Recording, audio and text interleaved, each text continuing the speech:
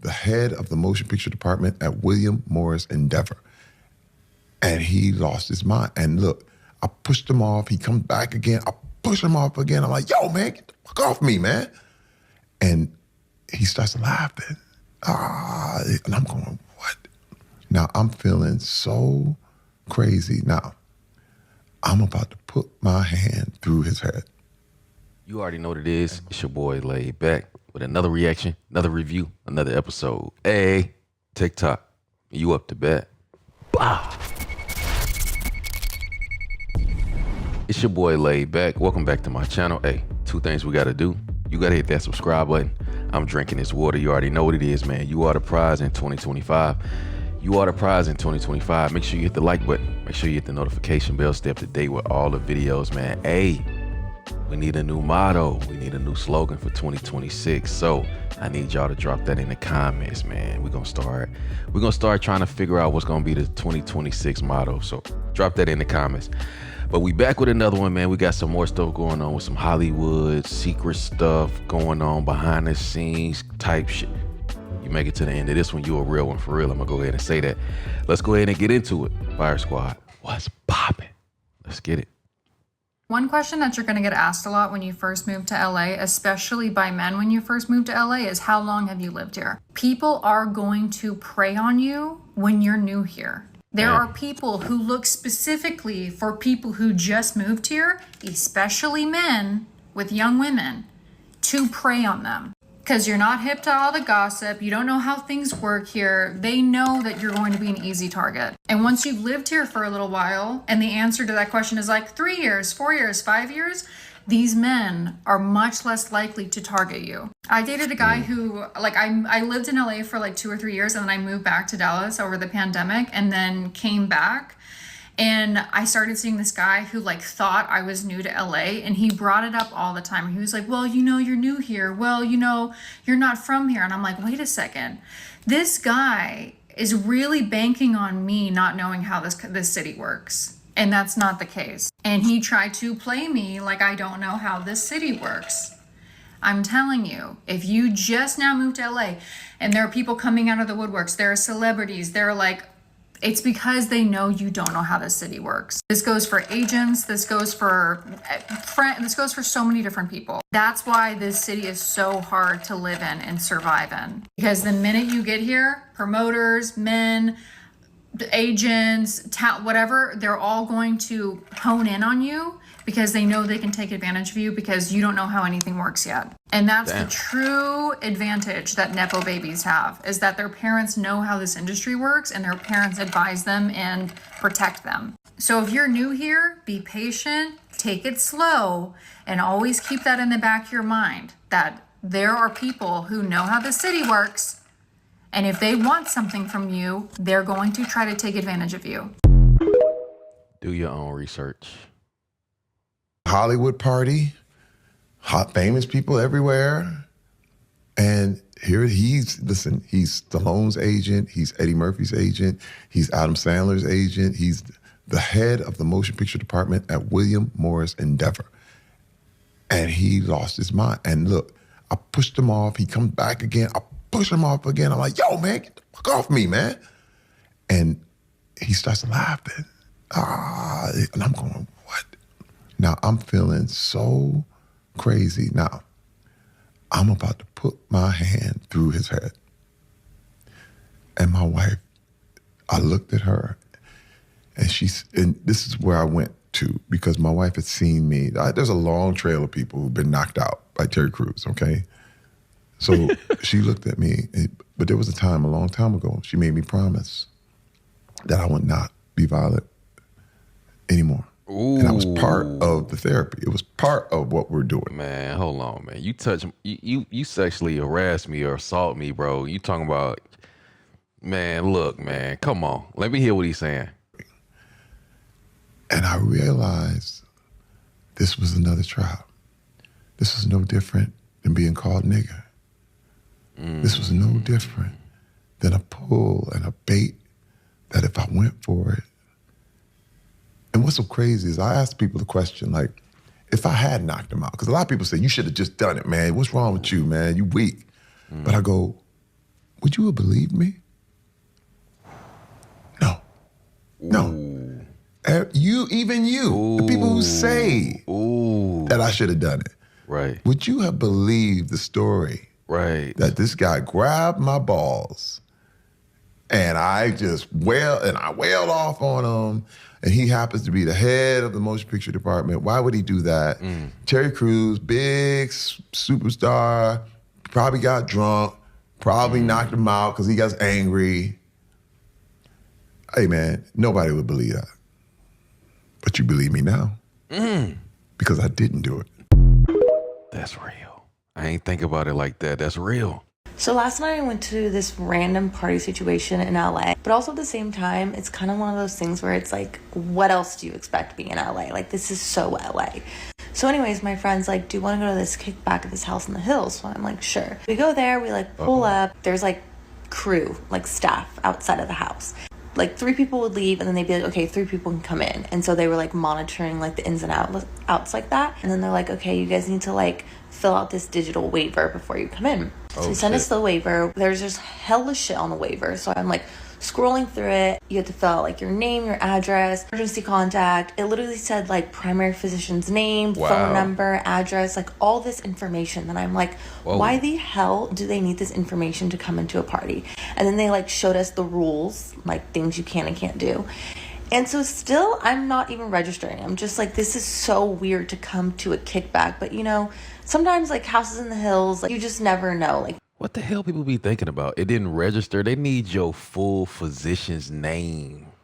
And you like, oh, okay, let me just put down Johnny Walker. You know what I'm saying? Like, what? Maybe they are very private, and so this is why we need to fill out this information. So then we get inside. There was like not that many people in there. So then we grab a drink. And I realized there's like these camera people like all around. And they're like filming people. And I'm like, what the hell? So then I asked a couple of people. I'm like, why are there like camera crews? And they're like, oh, they're filming. I'm like, well, no fucking shit, they're filming. Like, what are they filming? So then I like asked this guy, and he's like, yeah, like basically like they're filming, I think a show. I'm pretty sure they were filming like a reality show. And he was like, and some of the people here are like mic'd up. So this guy ended up being like super cool. And so like anytime someone would come up to us, he'd be like, oh, they're like mic'd up. So basically like giving us like a warning that if we were to talk to them, like it could potentially be filmed. I did not sign up to be in the background of this like show or whatever. I signed up to go to a freaking kickback. But I did sign that really long waiver that I literally did not read a single word on it. And I'm pretty sure that was me giving over all consent to be filmed and all that stuff. So now, looking back, it makes sense. If you ever have to fill out a waiver, make sure you actually read it. And don't just sign it because you want to get inside. What? This LA event almost didn't let me in until they saw my followers. Yep, y'all heard me. Everybody always said this is gonna happen to you at one point in LA. And I was like, not me. I don't go to those kind of places. Bitch, it happened. Ow, fuck. Ooh. I just cut myself. So I've always been the kind of person that I'm super, super chill about like Instagram stuff, TikTok stuff. You meet me, I will never talk to you about my following. Like that shit is weird to me. When I've met people out here and they're like, I have 1 million followers. I'm like, you're weird. I had gotten invited to this gifting event and my sister was invited through her management. Her management team was like, we'll also put Mari as one of the content creators on there. She's on the guest list, confirmed. I pull up, I look at my sister and they're like, hi, what's the name? And she's like, Daniela Lagarda. And they were like, oh, okay, is this your +1? And then they looked at me like, of course, I was like, what? And then she was like, well, we're gonna give her a different type of wristband. And I was like, why? Like, I was like, oh, because like this one's for like VIP content creators only. I was like, oh, I'm a content creator too. And she was like, and I was like, it was like just silence. And like, she thought I was like lying. She was like, are you though? I was like, yes, I am. And she was like, oh, what kind of content do you do? She looked at the guest list and I was like on there. She was like, I need to look at your Instagram. So I pull up my Instagram and I show her. Literally looks at me like she doesn't believe it's my Instagram. And then she starts scrolling, y'all. She scrolled down to like 2019. And of course I made a joke. I was like, do you want me to DM you? Homegirl's entire essence changed when she saw my numbers on my social media. Started acting real nice to me. Was like, oh yes, come on in. Even if I didn't have followers, why would that matter? Just say, okay, no, but like, don't be rude. The thing that annoyed me the most was don't treat people differently based on their social media followers. Like, that's whack. And that is probably why a lot of social media content creators feel entitled, because they deal with shit like this. Period. Don't be like that. It's not cute. You in LA. You in LA. He's saying that a lot of actors aren't doing it because they're too scared to go on these podcasts, and that's why there are less movie stars today, because back in the day, no actors were afraid of going on Jimmy Fallon, Jimmy Kimmel, or even before that, the Dick Cavett But those show. things are heavily like produced. Edited, exactly. Like, but they do that saying, also with the podcast nowadays. Like, if they really felt like say if there was like a controversy in a star's life, like they're gonna their managers will be like to Theo Von, don't talk about this because he's not going to answer questions, and if you ask him, he's going to leave. What this PR agent was saying was that a lot of these major podcasts, they don't even talk about the film, and he's like, but that's kind of the way that marketing has to be today, where people like it, where they're say Timothy Chalamet does a podcast, and he's just chatting about random stuff for an hour and a half, never mentions the movie, then leaves. People like, oh, I really like that guy. What's the film he's got coming out next? Like he's like, it's him, not the movie. Yes. So I went to this Hollywood party for the first time last night, and a lot of people there were actually really, really nice, but I cannot get over 2 interactions I had with people there that were just like, I was like, what the fuck? So the first one was that I met a plastic surgeon, and he came with a group of people, and my friend knew some of the people in that group. So she went to say hi to them, and it just like left him and me. So he was like, oh, how do you know these people? And I was like, I don't know these people. And I was like, how do you know these people? And he was like, oh, I did all their faces. And I was like, what? Wait, what? And he was like, yeah, I'm a plastic surgeon. And I was like, oh, interesting. And then he was just like, you should really stop by one time. And I'm like, so okay. I literally said this. I was like, do you think I need plastic surgery? Right. And he was like, oh, well, you know, everyone needs a spa day. Yeah, you should come by my office. It'll be so much fun. He was like, I did so-and-so's Botox. And I was like, are you allowed to tell me things that you've done on other people? Like, doesn't that break patient doctor confidentiality or whatever? I said this to him because I was like, what the fuck is wrong with you? And he just goes, oh, well, I'm allowed. I asked permission. Isn't that still sketchy? Like, I feel like that sounds sketchy. The other interaction I had was with this influencer, this content creator. Because it was like a Hollywood party, you know, we just like somehow started talking, and he was like, are you an actor? And I was like, well, I'm like trying to do some more traditional media stuff, but like I'm mostly on social media, like as a content creator. And he was like, oh, I'm a content creator. And I was like, oh, that's really cool. And then he was like, how many followers do you have? Like, that's what it is in LA. I've never in my life been asked that question. In the years that I've done social media, I've never in my life been asked that. And I was like actually flustered because I was like, why? Like, why does that? Like, can you stalk me after this interaction like a normal person? Like, why are you asking me this question? That's normal in LA. That's normal from what I've heard about people going to LA and parties, and from what I do know. That's one of the first things that they want to know is how many followers you got, because in LA, everything is so materialistic, superficial, and all that stuff. Why is people shocked that they asking like how many followers you got? I don't get it. And I was like, I mean, I was truthful. So I told him, and he was like, oh, well, I have over 13 million. God damn. Like, did you ask me that so you could brag about how many followers you have? Or did you ask me that because you were deciding in your head, like, whether or not I was worth talking to? I'm not sure, but that was weird, right? I don't know. I had a lot of fun, though. There were, like, a lot of really nice people. Those were just, like, 2 interactions that really, like, sunk in my brain because I've never experienced people like this before. Bro, that's LA culture, man.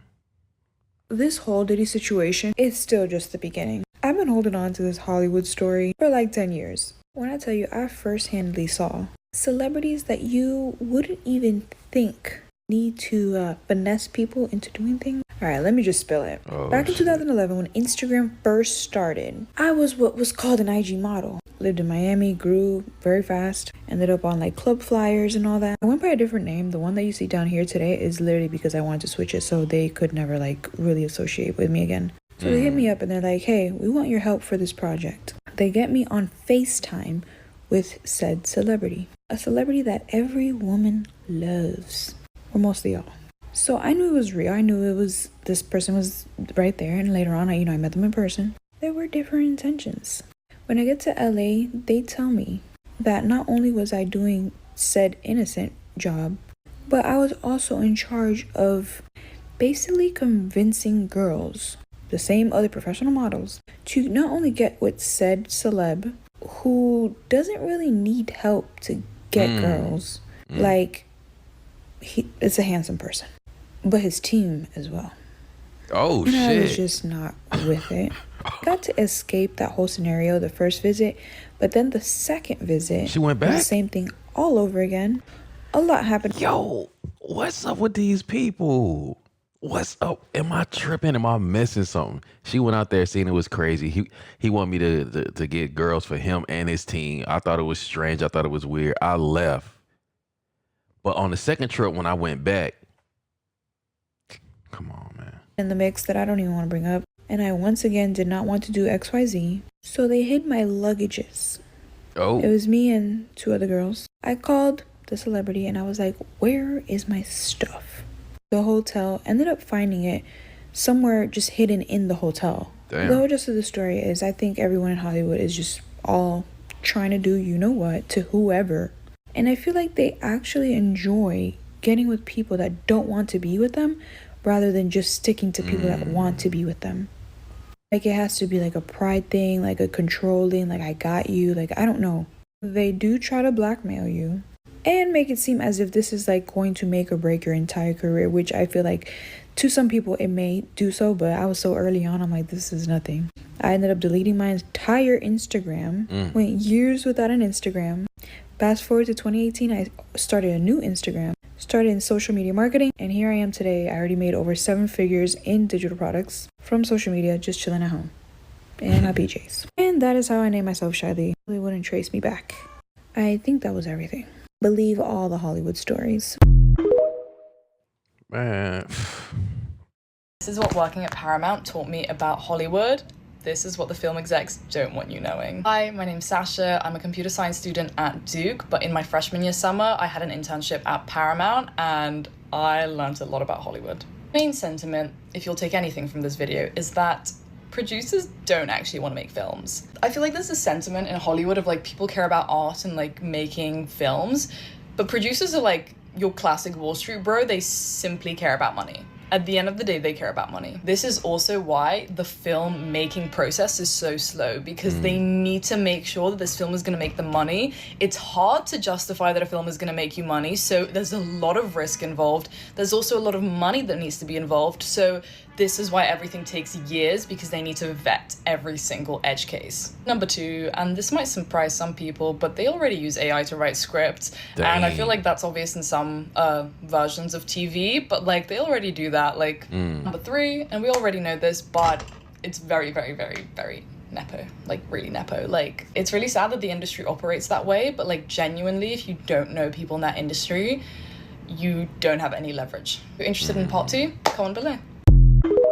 It's always who you know, not what you know. So today I'm gonna tell you how I almost got snatched the fuck up on Halloween. Hey, I'm Nessa. If you're new here, I've been sharing exposing stories from Hollywood, LA in general, because I've been doing social media for the last 10 plus years, and living there, I have experienced some very questionable shit. This is one of those stories where I'm genuinely like, what the fuck happened that night? So me and my friends at our big age of like 19, 20 years old are trick-or-treating in Calabasas, okay? We had no business trick-or-treating that grown. Wow. But girl, my ass was outside, and I even went to a house that ran out of candy, and what the fuck did they give me? An iPod? Rich people? Wow. That's the only good thing that came out of that night. So everybody's getting tired, we're ready to go back home, we're like, okay, let's go to like one more house. Keep in mind, we were walking for a while, so this last house is like deep in the neighborhood. So after knocking on the door, this older man, maybe like 50 something years old, and his wife opened, and they're like, oh, happy Halloween, come inside, come inside. Why the fuck did all my friends just start going inside? So I assumed that maybe somebody knows these people. Wow. Like, okay, let's go in. Like, this might be somebody's family member or somebody's parents. Because there was a couple people in our group, I'll admit, that I wasn't that close to. So, like, I don't know. I thought maybe they knew them. Wrong. These were strangers. But I didn't find that out until we left, after what happened. So we go inside. They have everybody sit at the dining table. Like, are you guys hungry? They just start bringing out all this food. What? Like, all this food. Like, it looked good and it smelled good. But, girl, I had to go to the bathroom. We were walking around for like an hour and a half, 2 hours. I gotta go. And why am I starting to notice a pattern that every time I try to go to the bathroom, some weird shit happens to me? Like, should I just start holding it in, bitch? Or maybe not try to use the bathroom in random people's homes in LA. Yeah, maybe. So I asked the owner where the bathroom is, and of course he directs me to it. Why is it all the way in the back of his house? Like, you guys don't have a guest bathroom in the front or something? The house was big, but it was maybe like 5,000 square feet, so it wasn't like a mega mansion to get lost in. I did not think when he opened the door and shut it behind me, I wasn't gonna be able to get back out. What? I go do my business, wash my hands, and as I go to grab for the doorknob, why is there no doorknob? So I'm over here trying not to panic, like, where the fuck is the doorknob? Don't freak out, just call your friends, just text your friends, like somebody will be able to come and open on the other side. Remember how I mentioned that we were in Calabasas? The service out there is so shit unless you're like connected to the Wi-Fi. No. So none of my Snapchats are going through, none of my text messages, none of my calls. No. And I'm banging on the door like, hello, like, can somebody open this shit up? I was sitting in there for like 30 minutes, having a full-on panic anxiety attack, freaking the fuck out, crying. I would have kicked that motherfucking door down. Screaming in there. And then just casually the door just opens. Oh, what are you doing? Are you okay? I jumped and I got the fuck out of there. I'm like, did you not hear me screaming? Did you not hear me crying in here? Why did my friend tell me you couldn't hear anything on the other side of the door? Whoa. Nothing. They had no idea that I was stuck in there. I showed them that there was no doorknob on the inside and they got so scared. So we were trying to come up with a plan to like get everybody out of the house without making a scene. We couldn't text anybody and be like, everyone just like leave, because like our text messages were not going through. So we go back into the dining room and tell me why when I cut the corner, the dad looks at me like, oh, like almost as if he was like super shocked to see me again. Oh. Like, sir, were you trying to lock me in there? If I'm gonna be honest, I don't remember what we said to get everybody out, but we somehow got everybody out of the house without making a scene. But as soon as we got outside, bitch, I started running. And I did not stop until I was a couple streets over. We finally get to an area where there's a lot more people. I tell them everything that just happened. Why is everybody in complete shock? We're all asking each other, like, who knew those people? Who knew those people? Nobody knew them. And immediately I think, like, did you guys eat any of that food? Why did my best friends stick their fingers down their throat and just start puking everywhere? They're like, fuck that. God. Me and my friends used to hang out literally like all day, every day. So the next day we all got back together and we're trying to figure out like, where was this house at? Because nobody actually knows whose home this was. We were just trying to trick or treat. Because we're like, should we call the cops? Like, should we call somebody and like report that? But we don't know what address it was. Why did that man willingly let me go there? And why did he send my friend to go use the same bathroom and we would have both got stuck in there? This is why I say LA is weird as fuck. Because if my friend never found me in there and say they just like left, like, oh, maybe Nessa just like took off. And I would have got left there, like who knows what would have happened to me. I was gonna tell you guys 2 stories, but this one's already long enough, so I'm gonna have to make another video. That's a no doorknob. Judy Garland exposed how dark old Hollywood actually was. She explained how she was abused on the set of The Wizard of Oz by the producer. What? And she explained how she believed her mother traded Smex for favors on set at MGM. On set? She said her mom used her as a meal ticket and would drag her to all these different auditions and even force her to perform when she didn't feel well. She also explained how her mother is the one that got her hooked on substances, uppers when she needed to perform and downers when she needed to go to bed, because Judy Garland was known to make 10 or more films for MGM in 1 year. Wow. Judy Garland also explained during her first pregnancy that MGM thought that they were going to lose millions of dollars because she was pregnant. So MGM, her mother, and the father of the baby took her and forced her to have an abortion. And she explained how right after this, she was thrown right back into work way too early, but she had to continue making all these films. Wow. And it's so sad because everything that Judy Garland had to go through and how much Judy Garland actually had to work and how famous she was, she actually died broke. And I'm talking about broke enough to be homeless. But I'm going to go ahead and roll you guys this clip so you guys can hear everything that Judy Garland had to go through while she worked in Hollywood. And you guys let me know what you guys think about all this in the comments. Being Judy Garland is quite a chore. This is a Judy Garland you've never heard before. I want my money. I want it right now. A Judy Garland no one has ever heard before. She recorded these tapes to help write an autobiography she'd never finish. Wow.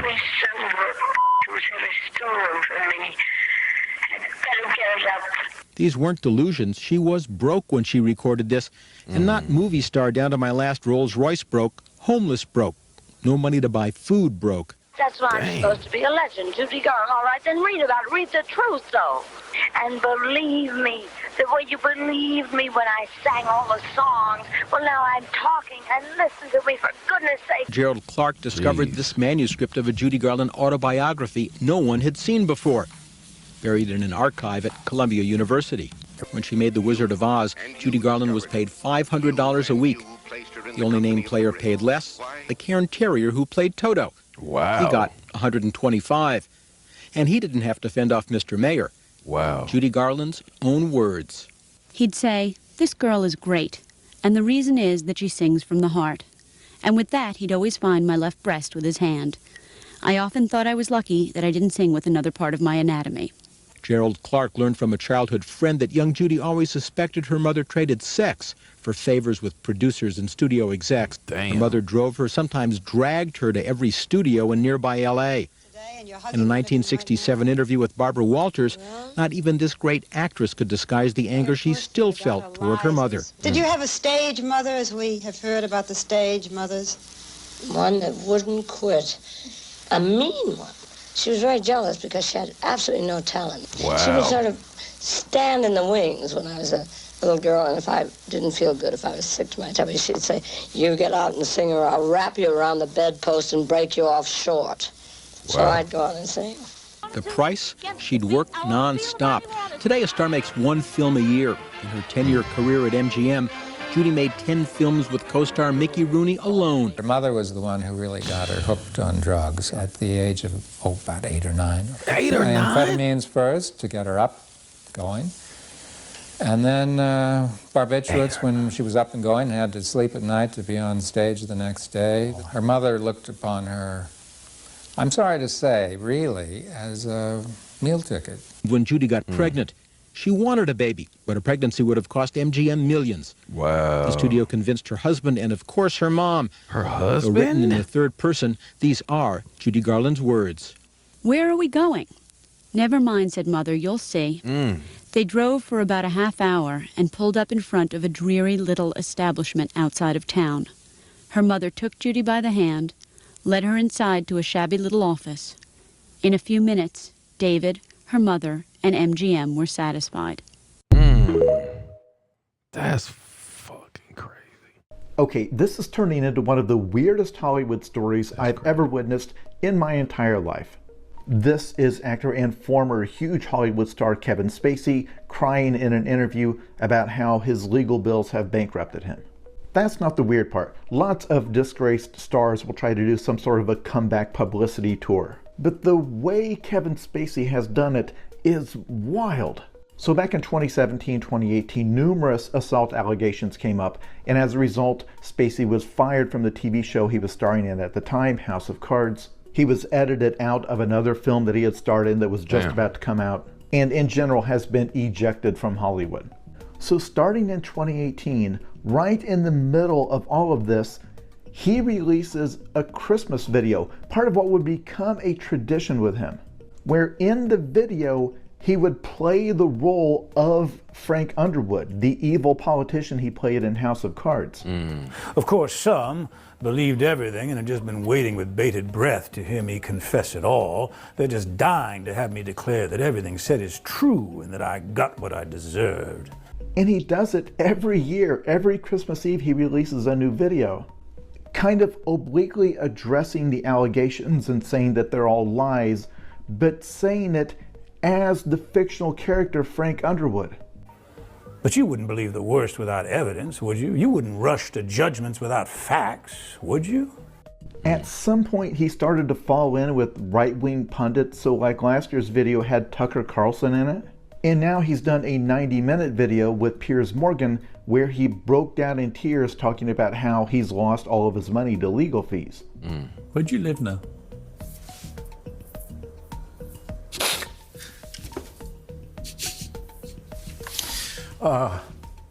And if that seemed phony and staged and unnatural, it's because it clearly is. And it's so weird because there's a template for coming back from allegations like this. People do it all the time. You take some time off, you come back and acknowledge your sins and talk about how you've learned and you've listened to victims. But no publicist or agent or PR consultant or attorney would ever have recommended this. He's turned the whole thing into this weird piece of public performance art, and he just keeps taking it further, and I've got to say, I'm kind of getting scared. I don't know what the hell going on with Buddy. LA, when it comes to nightclubs, is fucked. They are, Keys is opening, the new spot, the new Zouk is opening. I just don't see how it's gonna work. The problem is the lifeblood of LA is fucking Hollywood. It's actors. And they're not even filming anymore. Like if you go to a studio, you go to a record label, there's more empty desks than this random fucking apartment complex I'm in right now. Nobody's working. And it's, you know why? Because if you go to Atlanta to shoot a movie, you don't have to pay any taxes. Or you go to Miami, you go to Vancouver. Here you have to pay 50%. So we're losing all of our businesses. I'm not trying to come at you with some Trump shit, but what do you want me to say? Like, who do you think the beautiful people are? Who do you think the next generation was? Like, Diddy is a weirdo, but like, you can't help but come back to that analogy of like the house in New York, the house in LA. Nobody has a house in either one.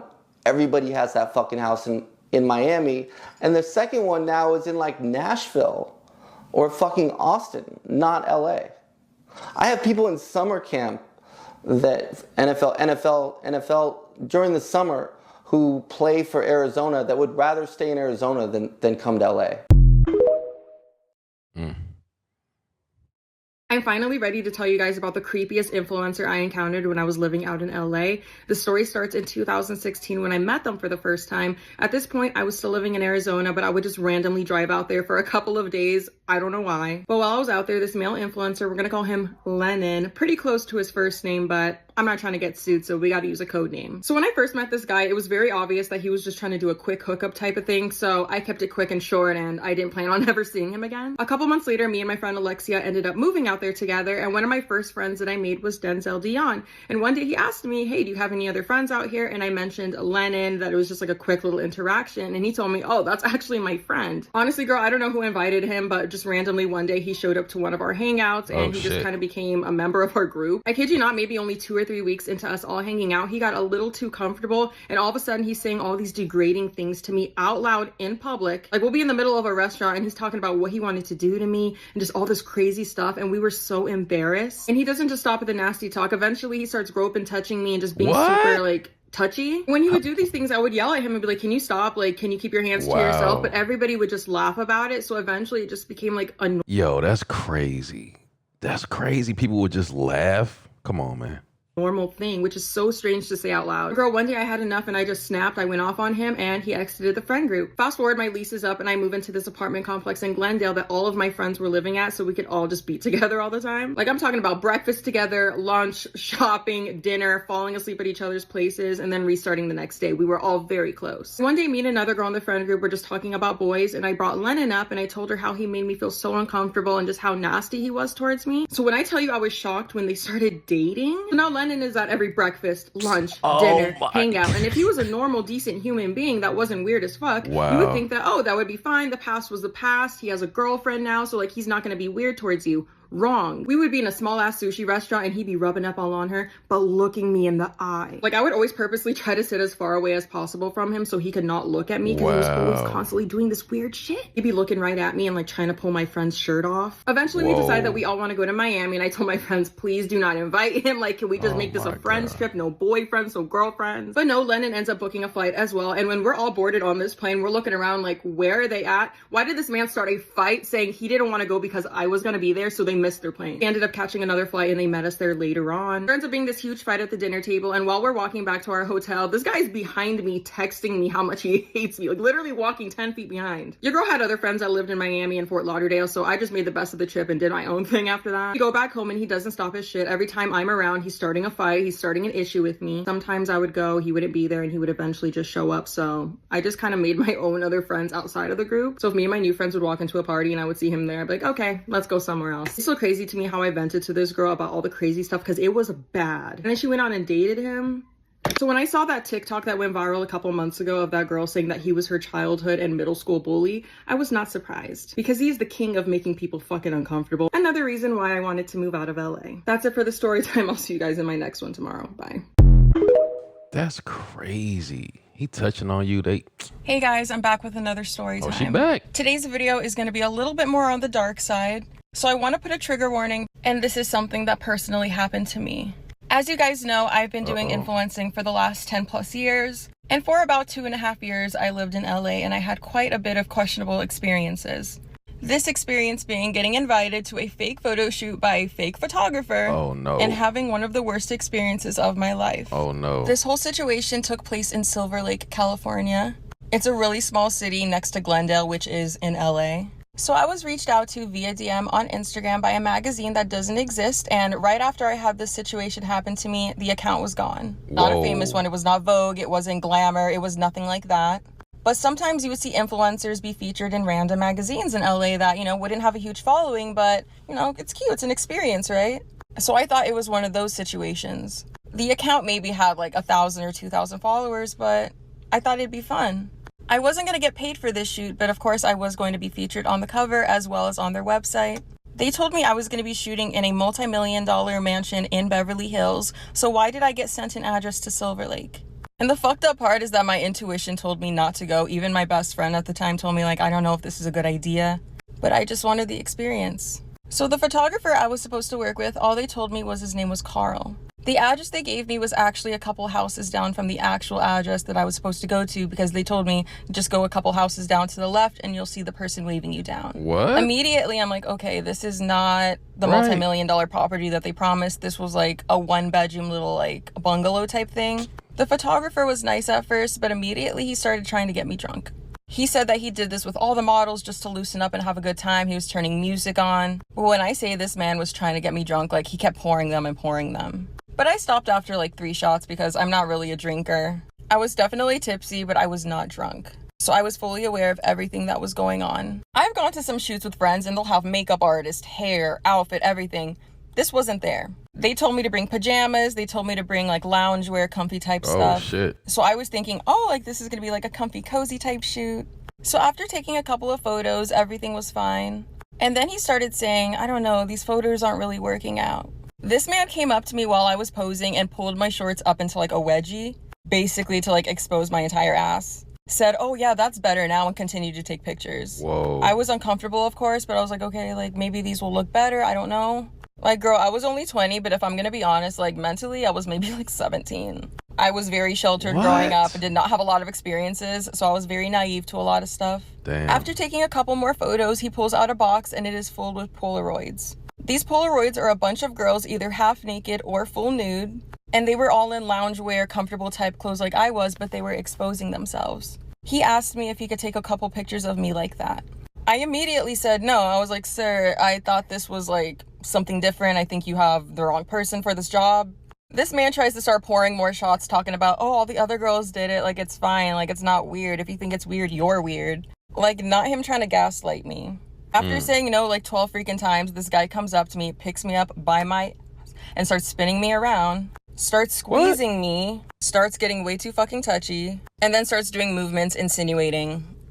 This dude was bigger than me, stronger than me, so your girl couldn't get away. And every time I would almost get away, it would just switch to a different position of him doing some other weird shit. Whoa. I finally get away from this guy, get out of the apartment, and I'm running down the street so I can call an Uber, and the whole time he's yelling, you stupid, you stupid. I went straight back to my apartment, I got straight in bed, and I just cried. I had a roommate at the time, and they kept asking me, are you okay? Wow. What's going on? And I just kept saying, nothing, I don't want to talk about it. I went back on Instagram to DM the magazine to tell them what happened, and their account was gone. So I'm over here trying to look up, Carl the photographer, LA, Carl, Silver Lake, anything, and nothing was showing up. At this time, I was going through so much other shit as well, just being in LA and being in toxic groups of people, and just being in really scary situations, as you guys have seen from my other stories. So many times in the past, I had reported things to the police and nothing would come from it. No investigation, nobody arrested, nothing. I would just never hear back. So from my older stories where people are like, oh my God, are you just talking about it for clout? Did you report it?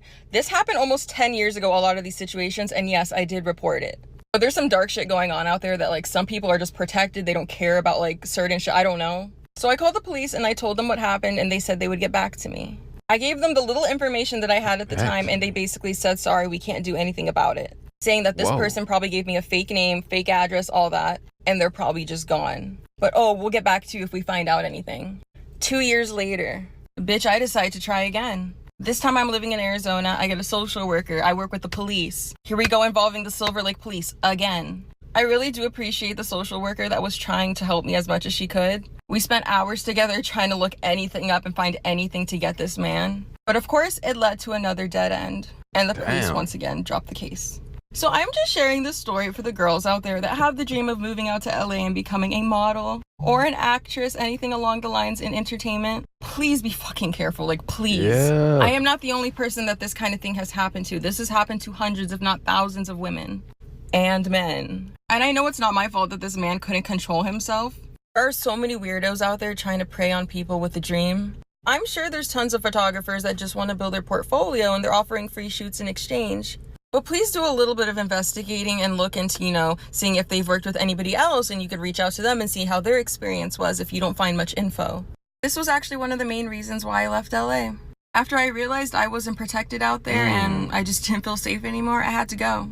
Girl, the fucking nightmares I have had and the guilt that I have just had on my heart, because I wish I would have took a photo of his face so I would have been able to actually identify him and prevent him from doing this to other women and men. Because you never know. But hey, maybe posting this, somebody had a similar situation, unfortunately, but maybe they can give me a little bit more to report him with. So that was the beginning and the end of my modeling career in LA. But yeah, just another day in LA, right? That's some crazy stuff, bro. The reason why I don't like LA parties, like the LA parties, is because the only thing that really matters there is how you look. Like, there's the social currency at these parties is just your face, your butt, your boobs. Like, I could tell the guys, they would look at me and then they would kind of look away. Like you could tell that they were looking for something. They're probably looking for the hottest girl there or something. It felt like an IRL dating app. Like that episode of Black Mirror where you can swipe on people. Like, that's what it felt like. Like, you were literally swiping left and right. I don't know. It's dystopian shit. And most of the parties I've been to that are the more LA ones, especially for Halloween weekend, have been like that. So honestly, if you're trying to go to these parties and you feel left out, I promise you, you're not missing much. I promise. I was invited to a secret A-list celebrities party. There were things that happened at this party that were so dark and so terrible that I have been afraid to talk about it until now. This goes back to almost 7 years ago when I was living in Los Angeles. I was a struggling actress. I was working as a dancer at a club. At this club, we would get a lot of clients that were high profile, especially in the music industry. On one particular evening, we had this very high profile client come in and request a VIP room. I knew that this celebrity had a preference for Latino women, so when he requested a VIP room and actually requested me, I was quite surprised. And I went to do this VIP with a friend of mine that I worked with, did our job, did our thing, and at the end, he gave us a business card with his assistant's name and phone number and told us to call that number if we wanted to party after work that night. I was so not down for this, but the friend that I had done the VIP with told me that she's gone to one of his parties before and that he lives in the Hollywood Hills, has a really cool house. I was really apprehensive on going, but the night was really slow at the club that evening, so we actually ended up leaving early. I was not much of a party person or a drinker, so I was completely out of my element. I was literally there just for the bag. The party at this guy's house was not big or anything. I would say that there were probably less than 30 people in attendance, smoking and doing things that you can imagine are happening at celebrity parties. But one thing I couldn't help but notice is that amongst the people were some very, very young looking girls. At one point I look at my friend and I tell her, hey,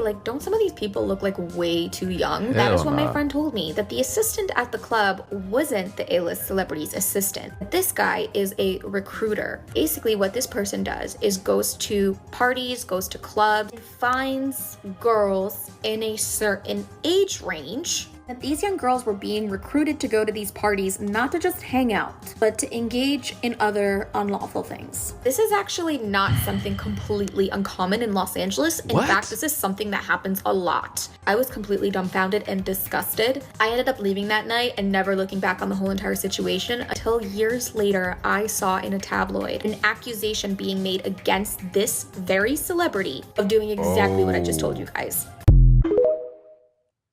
Oh, I'm moving out of LA after living here for almost 10 years in a month. And I'm just wondering if anybody else who has escaped LA has experienced what I'm experiencing or realizing now. I literally have fucking LA trauma. And I'm realizing this as I'm interacting with people from a different state, from a different part of the country. And I have like these trust issues that I didn't even know I had. I just have this sus feeling about everyone, almost like they're going to scam me or use me or betray me. And it's not like I have a ton of experiences in LA with this. I think it's genuinely like the energy, like the intuitive vibe that I am getting from people in LA.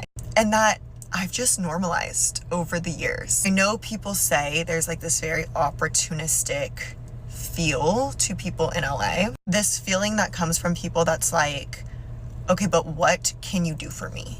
And that's kind of how people mingle here and have friendships. I've really secluded myself, if I'm being honest, over the last few years. I've been in a relationship, so I don't really go out. I'm just kind of at home, and I miss being social, but I think that energetically, like I've just gotten so turned off to what's here, and without even consciously knowing it, I just kind of internally knew like I'm not really fucking with this anymore. And so I've been having this call, like this intuitive hit every time I like, or, you know, take some shrooms. Every time I'm getting told to move the fuck out of LA. And I first got this like 2 years ago, and then I signed a 2-year lease. Damn. So I have felt kind of trapped for the last 2 years, and my soul has just wanted to get the fuck out. And I know I'm not the only one feeling this, because I have related to other people who have expressed the same thing and have also since moved. But I'm just curious if anybody has experienced this like post LA drama of realizing how distorted our view of reality and our view of relationships has been from living here. I don't know, maybe it's just me, but I don't think it is. So let me know. I'm sure so much more is going to be made aware to me when I'm actually out of here and out of here for a while. So I'm interested to see what else comes up for me. But yeah, right now I'm really noticing like a lot of like trust issues. LA be fucking people up. It be fucking people up. The illusion of Hollywood is crumbling right before our eyes, and I want to fucking talk about it. Because I just feel like every single day there is a new celebrity that is getting canceled. There is something new going on social media. Like Hollywood as a whole is crumbling. Now, obviously, the reason why Hollywood was created in the first place was to entertain the population, was to entertain people. And obviously with the rise of television and the rise of, you know, actors and actresses in Hollywood and just like the high demand for entertainment, right? They needed people to entertain the population. And obviously what's never faltered about Hollywood and why people want to become a part of Hollywood is because they want the fame, they want the fortune, they see all of the abundance that comes from being famous and being wealthy. And obviously at the time in Hollywood, people probably equated and did equate fame to wealth. Like people like Marilyn Monroe, they saw these people on pedestals and people wanted to become them. And the reason why these people were put on pedestals was because they were like inaccessible to the public, because obviously there was no social media. We're talking the 1950s, 1960s, like they were distant to people, so people couldn't get enough of them because like they couldn't get enough of them. And of course, the more people that got famous, the more people that got wealthy, the more people that became a part of Hollywood, a part of the mainstream media, a part of social media, the more that the everyday person wanted to become a part of this. Like, who wouldn't want to have fame and fortune and wealth and 6 houses and live Kim Kardashian's life, you know? And now that we have devices that literally can make us famous overnight and can make us money overnight and all this stuff, it's almost like the everyday person could become the social media influencer, the celebrity, the this, the that, and rise the scale. And it was kind of like Hollywood got a little bit infiltrated because Hollywood was no longer, the mainstream media and becoming a part of that was no longer as distant as back in Marilyn Monroe's day when she was like the only starlet, you know? And of course, even after that, like I don't think that the regular person could become famous until like 2010 and like make money off of, you know, being a part of this, you know? And the more people that became famous and got wealthy and joined Hollywood and joined the social media world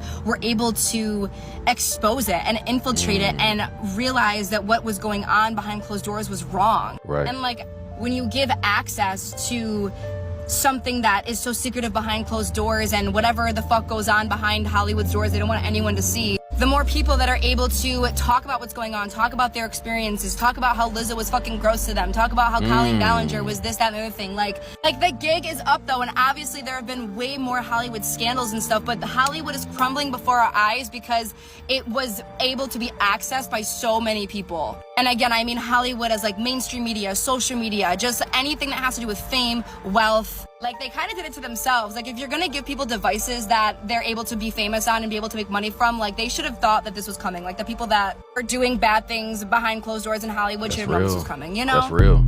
That's real. That is real. I lived in LA for over a year and it was literally terrible. I've never gone to a place and my soul felt so uneasy the entire time. Really? LA is extremely glorified and I have literally no idea why. If you're a model, actor, singer, in that sort of entertainment industry, it's a really good place for you to thrive. But because so many people go there for that same idea, it's very oversaturated. And the people there are the worst people I have ever met in my entire life. Damn. Collectively and individually. Damn. When I tell you they are so egotistical, rude and entitled, selfish and fake, in all caps, users and abusers, and everyone is using everyone to climb the ladder. I learned this very quickly just by observing in LA, and I very quickly realized this was not the place for me. And finding a genuine friend, forget about it. Finding a boyfriend or girlfriend, forget about it. Finding people that are actually legit and will keep a promise when it comes to business and won't just flake, forget about it. Warm weather, nice beaches, forget about it. What? Is it safe to walk at night? Can I walk my dog? No. Crackheads. Violent crackheads. Violent. Trying to attack you and infested in the entire fucking sidewalk. They have tents. They have these like setups. And they are everywhere. It's really fucking sad to see. I could tell you a million fucking horror stories of my experience in LA, but that would take all day. It's very cliquey and it's very who you know there. Because everyone's essentially chasing after the same dream, it's very oversaturated and sometimes hard to book jobs. There's not much originality. There's not much a lot of like leadership or uniqueness about anyone really there. And the food. How do you go to every restaurant and you're still never pleased? Even the nicest of the nicest restaurants in LA sucked. They sucked. So again, if you're going there to be an aspiring whatever, stick to yourself. Don't lose yourself. Because everyone gets to LA, they forget their goals, they forget their dreams, and they become lost in the sauce. And then they just fizzle out. Stay focused. Stop trying to fit in. But overall, don't move to LA. Don't do it. Save your time, your energy, your money. It's very expensive. And it's not worth it. Damn, LA sound crazy.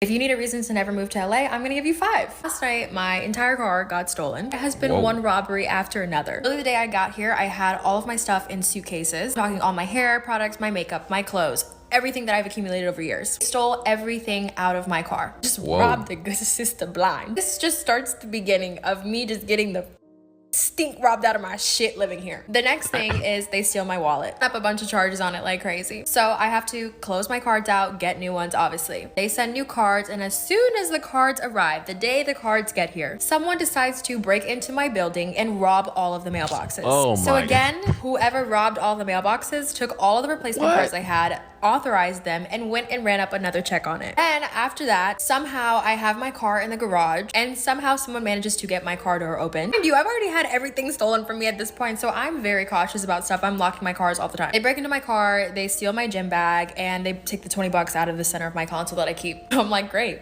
lovely. And the next wonderful thing to happen to me, we're at Bungalow, and of course, for whatever reason, we're walking through a crowd. I have my phone in my hand, and I say, I'm gonna put my phone in my purse because I don't want my phone to fall down if someone bumps into me in this crowd. The literal 45 seconds it took me to walk through the crowd, someone stole my phone out of my purse. And again, I'm at another little day party, and someone steals my wallet out of my purse. And of course, for our grand finale, yesterday we decided to go to this Topicals event. I was literally so excited. I love Topicals. I was like, I can't believe I got invited. It's downtown. I legitimately hate downtown. End up not staying at the event, and we go to get dinner. It's 5 o'clock in the freaking afternoon. I had parked my car in this little lot. I paid for my parking. It was 24-hour parking. We go get dinner. We come back to get the car around 8 o'clock, and literally as we're walking towards the car, I say to my friend, I don't see my car. Obviously we get there, my car's not there, so I'm thinking, oh my god, they towed it. We call the towing company. They're like, we don't have the car. I'm like, you have got to be kidding me. There's absolutely no way that someone has taken my car. I'm thinking maybe it's gotten impounded. They took it by accident. I don't know. The car is completely paid off. I bought that car when I was in college. I was so happy with it. It was my greatest achievement in life that I was able to buy this car and have. Of course, there's cops in this lot, but what are they doing?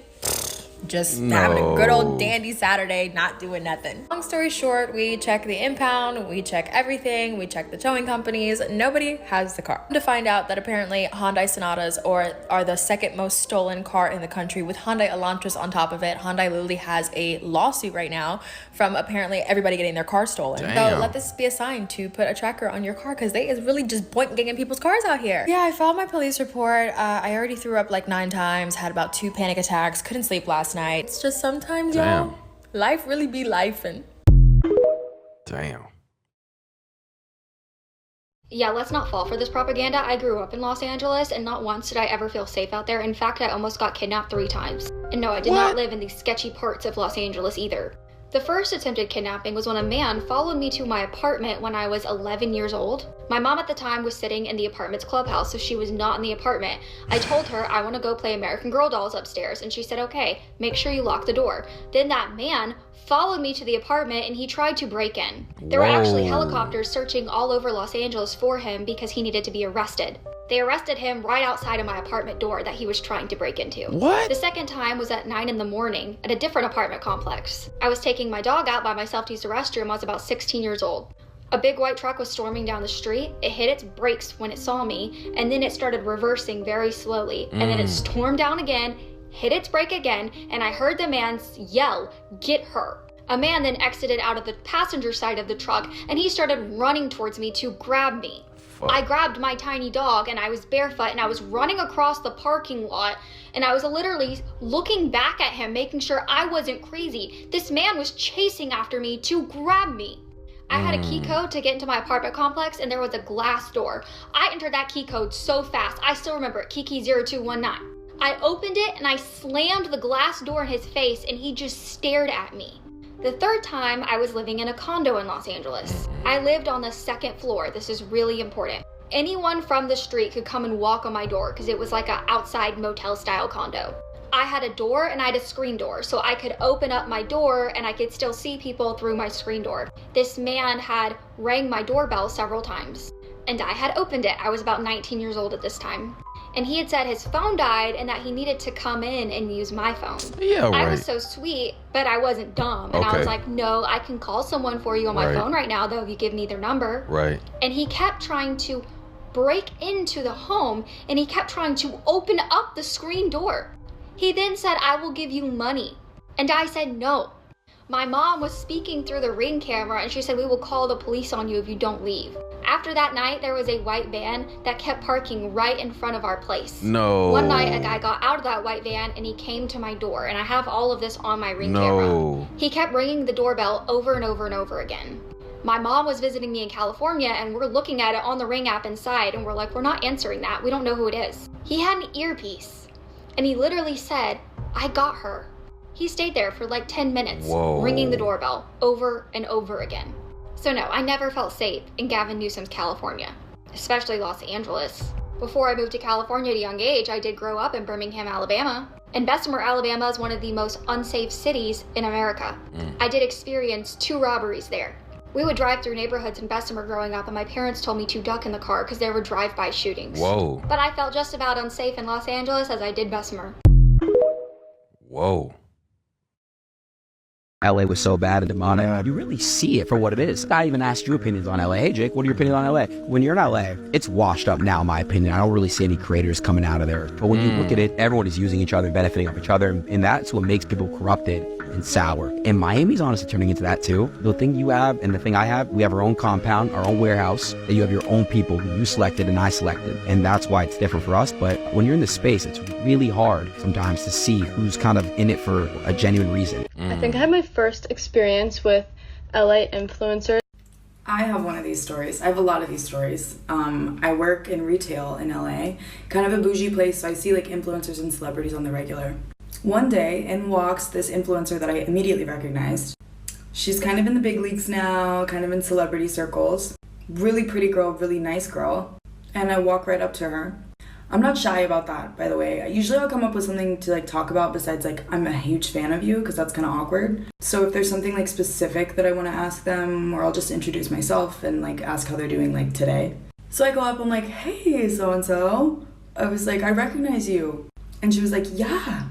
Influencers are never surprised when you recognize them, which is the funniest thing. Like actors and celebrities will be like, you know who I am? And then influencers will be like, of course you do.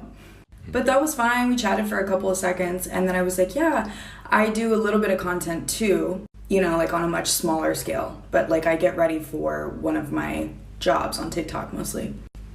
And I wasn't trying to be like, I'm an influencer too. My aim with that, because then I said, it's crazy how fast things happen on the internet. Because this particular influencer has risen to fame in the course of like a year and a half. Like from mostly regular girl status to like mega influencer. And my following grew like in 2 months. Like I had no followers and then I have like the little tiny audience that I have now. So that was the aim of what I was saying to her was like, you know, oh, things happen so fast, like so crazy, right? And she looks at me and she says, just keep working on social media, then you won't have to work here anymore. Oh, shit. I know she meant it to be nice, but it was just such a like, you are the girl that works in the store and I'm the girl that shops in the store moment. Wow. And maybe one day if you try really hard, you can be like me. Like, am I crazy for, maybe I'm reading too much into it, but it was just such an out of touch thing to say. Like in the middle of a long shift, you know, my 30-minute lunch break was like 2 hours ago, like I kind of was not feeling it. And then she said that to me. She was nice. If she sees this somehow, like, it's okay, but just be really mindful of what you say to people that are like working in a store to pay their bills. Because that did not make me feel good. You're just as pretty in person though. All right, guys, that was another compilation, man. That was of Hollywood stories in LA. And it just sounds like Hollywood or LA is just what they said it is. It's a whole bunch of parties, it's a whole bunch of influencers, it's a whole bunch of money, drugs, scamming, lies, and smoke and mirrors going on. And it's a lot of people that be seeing these red flags and they be still like, well, I just decided to go here, or oh, I still went, or I went back.